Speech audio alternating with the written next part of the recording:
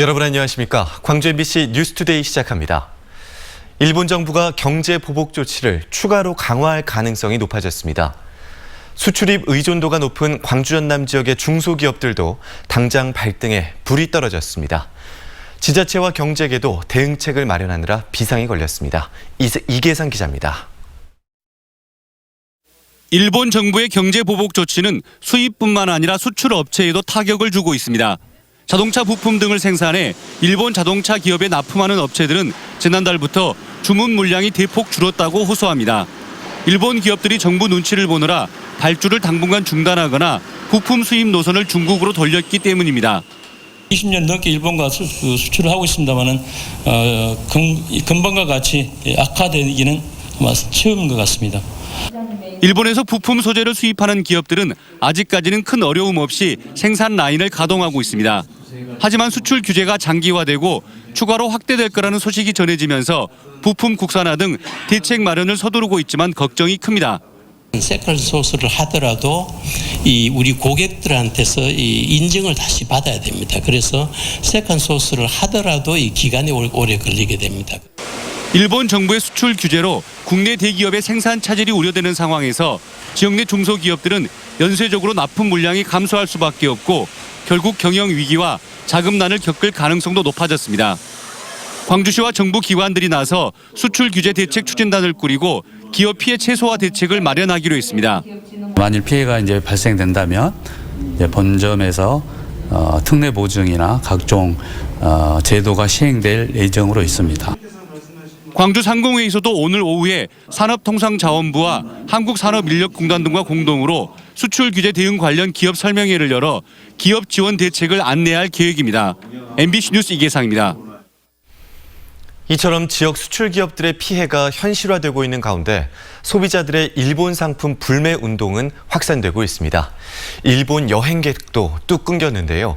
일본이 오늘 가기에서 화이트리스트 배제안을 의결하면 지역 소비자들의 반일 운동은 더욱 거세질 것으로 전망됩니다. 이재원 기자입니다. 광주의 한 식자재 마트입니다. 계산대마다 일본 제품을 판매하지 않는다는 안내 문구가 걸려 있고 일본 담배마저 진열대에서 사라졌습니다. 매장에서 회수된 일본 제품들은 모두 창고 한편으로 옮겨졌습니다. 전반적으로 찬성인 분위기고요. 아직도 혹시나 일본 제품 팔고 있지 않을까 이렇게 감시하시는 분도 계시는 것 같고. 도심 상권의 중심지 충장로에도 일본 제품 불매 현수막이 곳곳에 내걸렸습니다. 상인의 차원의 공식적인 불매 운동으로 반일 감정은 중심 상권까지 확산되고 있습니다. 소비자들의 적극적인 불매 운동으로 대형 마트와 백화점에서는 일본 상품 매출이 눈에 띄게 줄고 있습니다. 많이 고쳐져야 된다는 생각이 많이 드는 거죠. 저희 나라에 대한 인식이라든가 그런 부분이 많이 고쳐져야 되겠죠. 일본 제품 불매 운동이 여행 자제로 이어지면서 무안공항에서 일본으로 향하는 여행객도 크게 감소하고 있습니다. 이에 따라 TA 항공은 일본 노선 2곳의 운항을 중단했고 다른 항공사들도 중국이나 동남아로 노선을 다변화하고 있습니다. 여행사의 일본 여행 상품은 아예 개점 휴업 상태입니다. 광주 쪽이 원래 여름에 북해도 장사가 잘 되고 있었는데 아예 문의조차가 없어요. 북해도도. 그래도 문의라도 올해는 안 합니까? 이렇게 하면서 문의가 오고 하는데 올해는 아예 문의조차도 없었어요. 지역 기업들의 피해가 현실화되면서 소비자들의 반일 감정도 높아지고 있습니다. 여기에 화이트리스트 배제가 의결되면 지역 소비자들의 일본 배제 운동은 더욱 거세질 것으로 보입니다. MBC 뉴스 이재원입니다. 밤낮으로 더위가 이어지면서 열기가 가득합니다. 지난 밤 사이에도 열대야가 나타났는데요. 광주를 비롯한 전남 곳곳에 밤사이 최저기온이 25도를 웃돌면서 매우 후텁지근했습니다.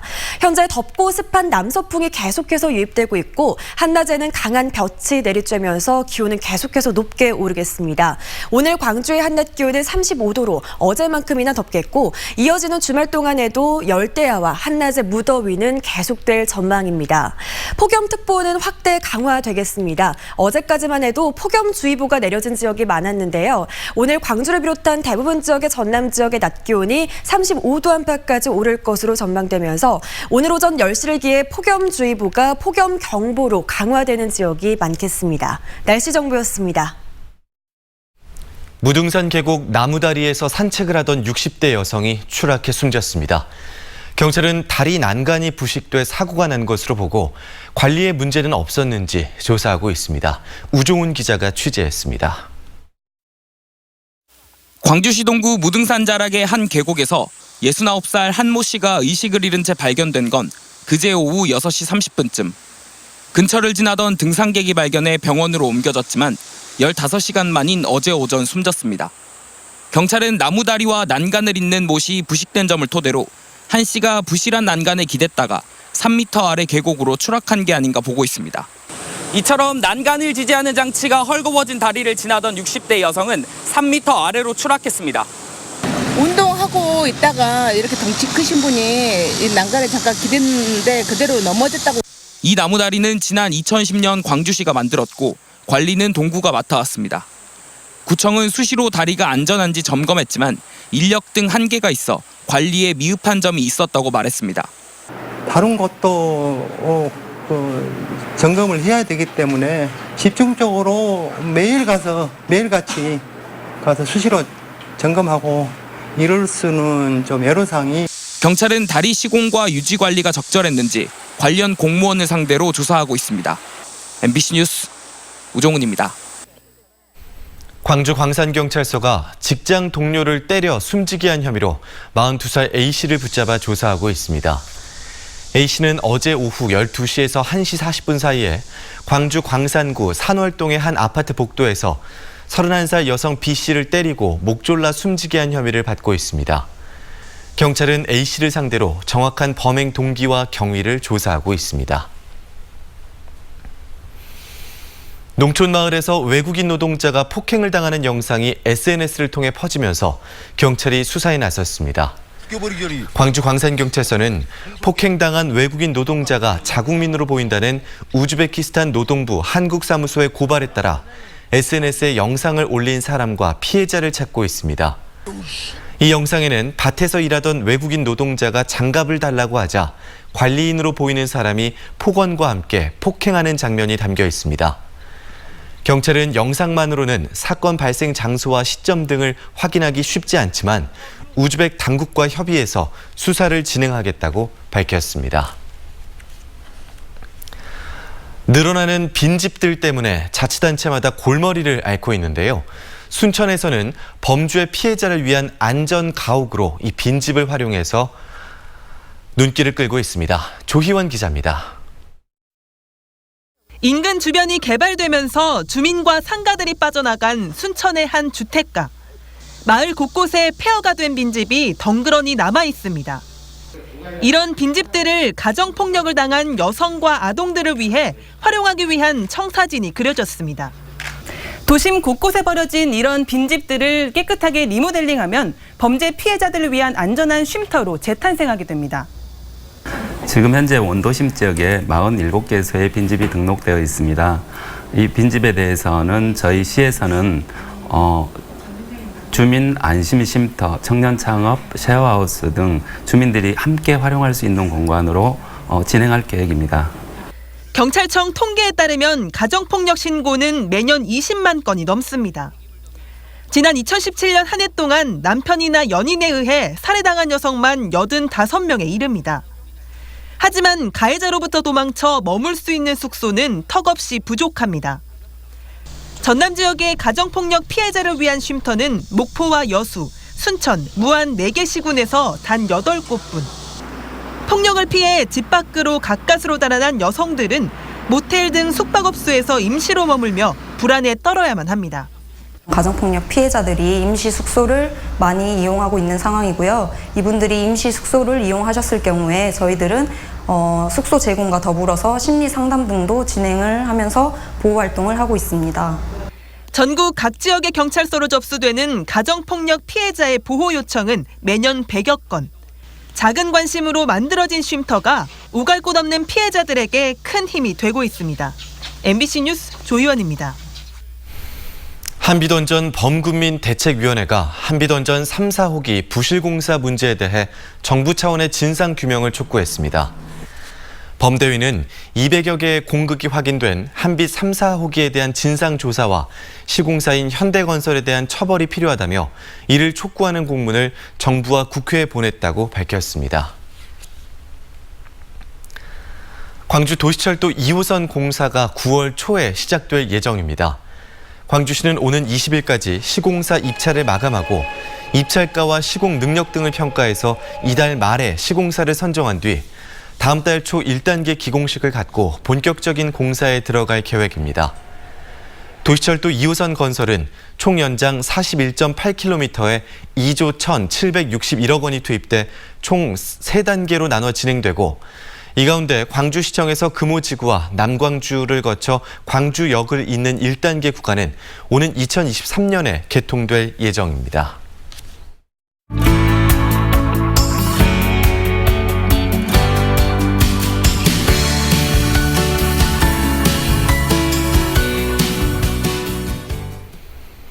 광주 트라우마 센터의 새로운 센터장으로 명지원 전 상임팀장이 임명됐습니다. 명지원 센터장은 5.18 민주항쟁 당시 시민수습대책위원이었던 고 명록은 전남대 교수의 딸이기도 한데요. 명 센터장의 각오와 다짐을 직접 들어봤습니다. 안녕하세요. 네, 반갑습니다. 시간 내주셔서 고맙습니다. 광주 트라우마 센터가 처음 출범할 때부터 지금까지 쭉 함께 해오셨는데 센터장이 되신 소감이 어떠세요? 어깨가 무겁다고 하는 게 솔직한 표현일 것 같습니다. 저희 센터가 현재 국립으로 전환하고 센터를 건립해야 되는 중요한 과제를 안고 있습니다. 지금처럼 국가폭력 생존자 선생님들에 대한 존경과 감사의 마음을 잃지 않고 잘 저에게 주어진 역할을 수행해야겠다 이런 마음입니다. 사실 한동안 그 트라우마 센터장 자리가 비어 있었거든요. 그런데 내가 트라우마 센터장이 되어야겠다 지원하신 이유가 있으신가요? 방향을 잘 지켜내면서 국립으로 전환하고 센터를 건립하는 그런 것들을 해결을 하려면 이 일을 처음부터 이렇게 쭉 해온 사람이 하는 것이 어떻겠냐라는 그런 이제 조직 내부 주변에 이제 센터에 많은 관심을 가지신 분들의 권유를 받고 제가 하게 됐습니다. 국가폭력 생존자 분들께 관심을 갖게 된 계기도 궁금한데요. 아무래도 아버님이신 고 명록은 선생님의 영향이 있었을까요? 5월 어머니 집이 처음 만들어질 때 사무국장으로 일하면서 우리 5월 어머니들을 만나 뵙게 됐어요. 그런데 그분들이 가지고 계신 상처와 한이 너무 깊으신 거예요.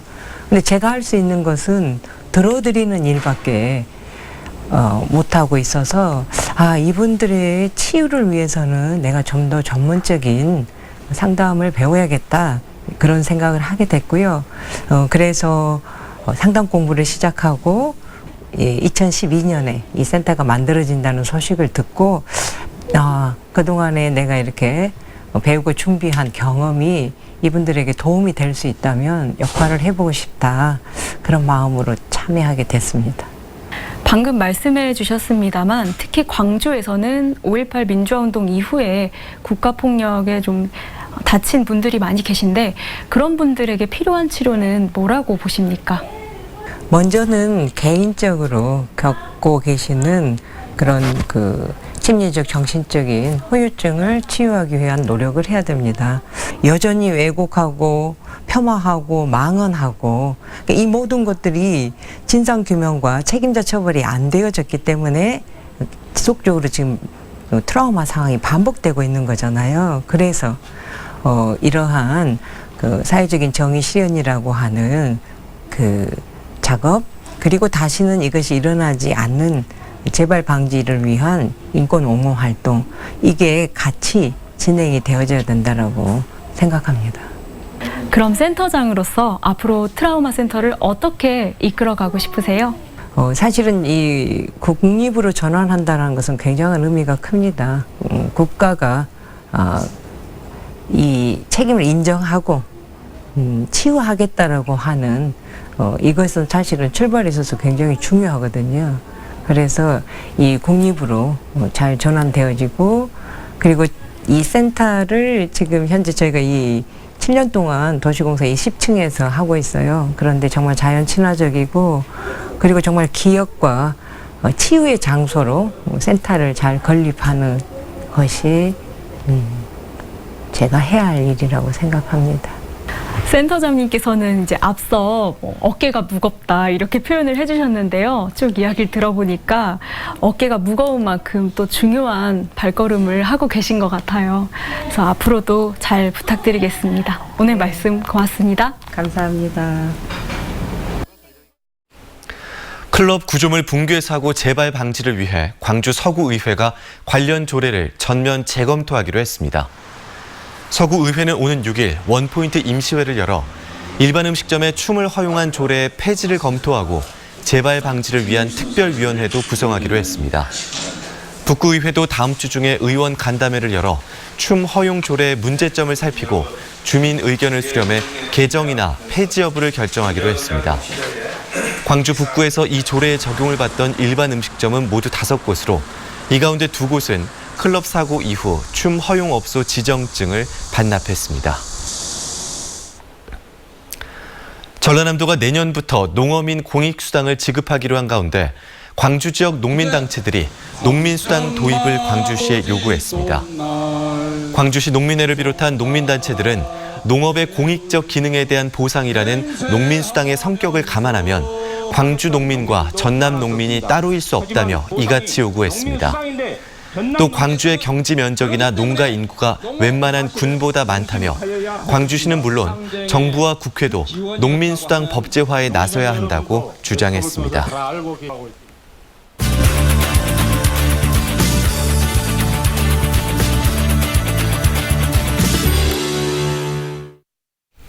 아름다운 자연 풍경부터 톡톡한 이색 체험까지 요즘 농촌 마을은 가족 휴가지로도 손색이 없을 만큼 다양한 매력을 뽐냅니다. 최근 전라남도가 휴가철을 맞아서 가족과 함께 가면 좋을 농촌 여행지 6곳을 추천했는데요. 정수정 여행 작가와 좀 더 자세한 이야기 살펴보겠습니다. 안녕하십니까? 네, 안녕하세요. 네, 전라남도에는 정말 다양한 농촌 마을이 있지 않습니까? 네, 그렇습니다. 이번에 선정된 기준은 어떤 건가요? 네, 휴가철을 맞아서 가족과 함께 즐길 수 있는 어떤 여행지로 관광과 레저, 그리고 네. 또 휴식과 치유, 그리고 교육 공간을 기준으로 해서 선정을 했습니다. 네. 먼저 다양한 레포츠와 함께 체험이 가능한 곡성 가정마을과 그리고 신안 임자 만난내 마을, 그리고 또 청정한 자연이 몸과 마음을 여유롭게 해주는 순천 용오름 마을과 그리고 여수 안포시 마을, 그리고 네. 유서 깊은 역사와 문화가 살아 숨쉬는 곳이죠. 바로 화순 모산 고인돌 마을과 강진 녹향 월촌 권영 마을입니다. 네, 그렇군요. 우선 그러면 레포츠와 체험 활동이 가능한 곳, 그 마을부터 소개해 주시죠. 네, 곡성 기차 마을인데요. 이 곡성 가정 마을은 섬진강 옆이 뽀짝 자리하고 있어서 래프팅 체험과 또 천문대 별자리 관측이 가능하고요. 네. 그리고 여기에 짚라인, 또 자전거 하이킹 등 이색적인 체험이 아주 풍성하게 준비되어 있습니다. 네. 또 인근 곡성 기차 마을로 이어지는 낭만적인 기차 여행도 함께 즐길 수가 있죠. 네. 그리고 신안 임자 만난내 마을은 튤립의 섬 임자도에 자리하고 있습니다. 갯벌과 카약, 그리고 또 최첨단 드론 체험까지 이렇게 즐길 수 있는 아름답고 또 풍요로운 마을이죠. 네, 농촌 마을의 매력이라면 또 청정 자연 아니겠습니까? 네, 맞습니다. 그 부분으로 선정된 곳도 좀 소개해 주시죠. 네, 순천 용오름 마을과 여수 안포시 마을인데요. 네. 순천 용오름 마을은 생명력이 넘치는 숲과 함께 맑고 깨끗한 계곡이 또 함께하고 있습니다. 시원한 숲과 계곡에서 몸과 마음의 활력을 불어넣고 그리고 또 나무와 열매의 곤충 체험이 이곳에서 가능합니다. 또 여수 안포시 마을은 농촌과 어촌이 함께하는 매력이 이렇게 있는데요. 네. 편안하고 또 고요한 마을입니다. 너른 갯벌에서 잡히는 다양한 조개류로 만든 해산물 밥상이 또 준비되어 있고요. 여기에 정감 넘치는 한옥에서의 하룻밤은 정말 잊을 수 없는 추억을 만들 수가 있겠죠. 네, 역사 유적이 남아있는 마을들도 이번에 추천 목록에 올라왔는데 네. 네. 화순 모산 고인돌 마을이 해당이 되죠? 네, 그렇습니다. 화순 고산 모산 고인돌 마을인데요. 이 고인돌들이 신비롭고 예스러운 정치를 자아내고 있는데요. 네. 이 고인돌이 처음 생성될 당시의 모습이 잘 보존되어 있어서 선사시대의 생활상 그리고 문화 또 그리고 정신세계까지 엿볼 수 있는 소중한 문화유산이죠. 그리고 다음으로 강진 녹해항 월촌 권역인데요. 네. 이 월초산 남쪽 아래 9개 마을로 이렇게 이루어져 있습니다. 각 마을마다 개성 있는 프로그램들이 준비되어 있는데요. 네. 매실 따기, 또 콩으로 만드는 순두부 만들기, 그리고 나만의 호패 만들기 등 굉장히 다양하고요. 또 인근에 또 다산 초단과 그리고 또 영랑 생가, 그리고 무이사, 그리고 고려 청자 박물관까지 이렇게 역사와 문화 유적이 함께하는 곳에 천천히 둘러보면서 여유 있는 시간 이렇게 가주면 정말 좋을 것 같죠? 네, 관심 있는 분들 어디서 정보를 얻으면 될까요? 네, 여행지에 대한 다양한 정보는 마을 누리집이나 전화 그리고 또 농촌 관광 포털 웰촌에서 확인할 수가 있습니다. 이렇게 꼼꼼히 잘 살펴보시고 이렇게 테마에 맞게 여행을 다녀본다면 더욱 좋겠죠? 알겠습니다. 오늘 정수정 여행 작가였습니다. 고맙습니다. 네, 고맙습니다.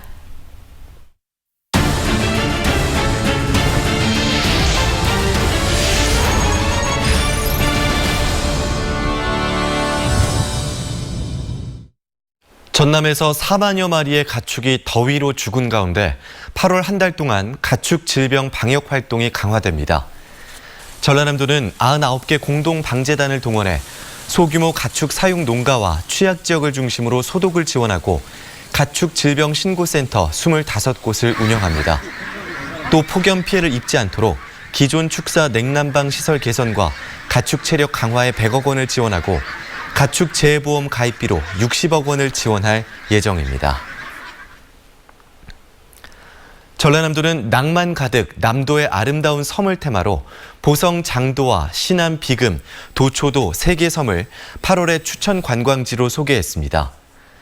보성 장도는 람사르 해안 보존 습지로 지정된 갯벌로 이름나 지난해 행정안전부로부터 휴가철 찾아가고 싶은 섬으로 선정됐고 비금도와 도초도는 해변과 전망대, 해송숲이 빼어난 것으로 알려져 있습니다.